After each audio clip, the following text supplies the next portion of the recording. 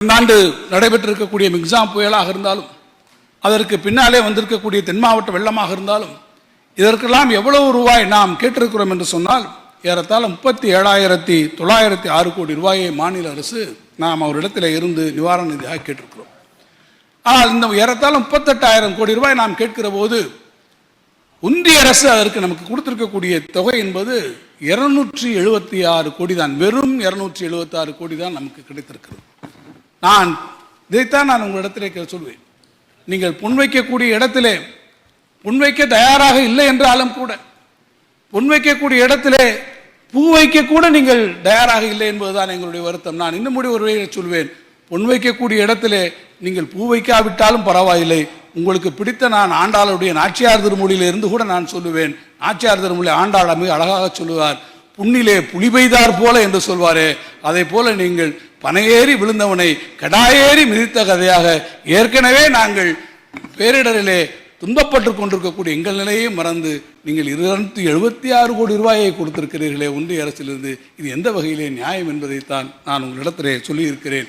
இதைத்தான் நான் பேசுகிற போது அந்த கூட்டத்திலே சொன்னேன், தமிழ்நாட்டிற்கு இழைக்கப்பட்டிருக்கக்கூடிய மிகப்பெரிய அநீதி இது என்று நான் இந்த கூட்டத்திலே என்னுடைய கருத்தை எடுத்து சொல்லியிருக்கிறேன். இப்போதும் கூட இந்த காலம் கடந்து போய்விடவில்லை.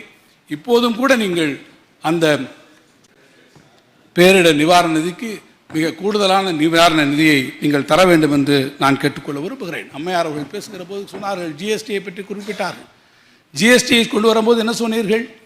ஜிஎஸ்டி அமல்படுத்தப்படும் போது இதன் மூலமாக ஏற்படக்கூடிய வருவாய் இழப்பை, அதற்கு முன்னால் இருக்கக்கூடிய வரி விகிதங்கள், நம்முடைய அரசு ஏற்கனவே பின்பற்றிருக்கக்கூடிய அந்த வரி விகிதங்களின்படி நாம் அந்த வசூலித்திருந்தால் எவ்வளவு கோடி ரூபாய் நமக்கு வந்திருக்கிறோமோ அதை எட்டக்கூடிய வகையில், அதை என்றைக்கு எட்டுகிறோமோ அதை எட்டுகிற வரையில் உங்களுக்கான இழப்பீடுகளை நாம் கொடுப்போம் என்று சொன்ன காரணத்தினால்தான் வரி விதிக்கக்கூடிய அதிகாரம், அந்த பிஸ்கல் அட்டானமி என்பதை நம்முடைய பேரவையின் அனுமதியுடன் அலுவல் நேரம் நீட்டிக்கப்படுகிறது. மாநில அரசுகள் தங்களுடைய வரி விதிக்கக்கூடிய அதிகாரங்களை விட்டுக் கொடுத்திருக்கிறது. ஆனால் 30/6/2022 பிறகு நாம் இனிமேல் அதை கொடுக்க முடியாது, இந்த வரியை நமக்கு கொடுக்க முடியாது என்று ஒன்றிய அரசு இழப்பீட்டை நிறுத்தியதன் காரணமாக ஏறத்தாழ 20,000 கோடி ரூபாய் நமக்கு இன்றைக்கு வர வேண்டும். நீங்கள் எப்படியாவது நான் கேட்டுக்கொள்வேன், ஒன்றிய அரசு இடத்துல பேசுங்கள்.